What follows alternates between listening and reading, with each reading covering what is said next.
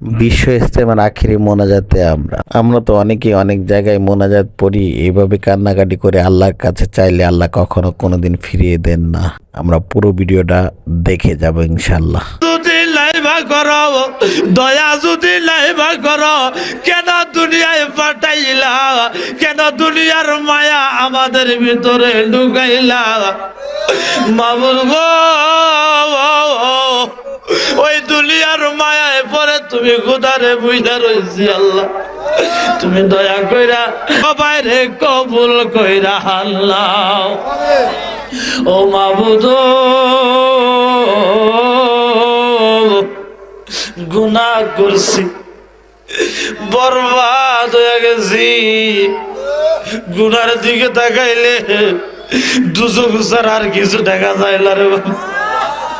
গুনার বোঝা মাথায় লো, মনে বড় আশা নিয়ে আল্লাহ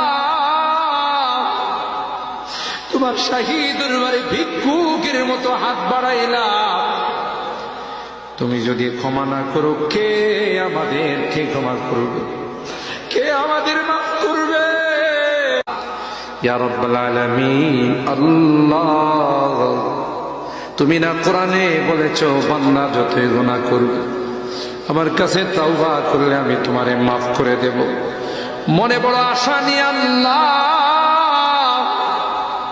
তোমার শাহী দরবারে ভিক্ষুকের মতো হাত বাড়াইলাম। তুমি যদি ক্ষমা না করো, কে আমাদেরকে ক্ষমা করবে, কে আমাদের মাফ করবে? ভিক্ষুকে একজনের কাছে ভিক্ষা না পেলে আরেকজনের কাছে পায়, এক দুয়ার থেকে বিতাড়িত হলে আরেক দুয়ারে যায়।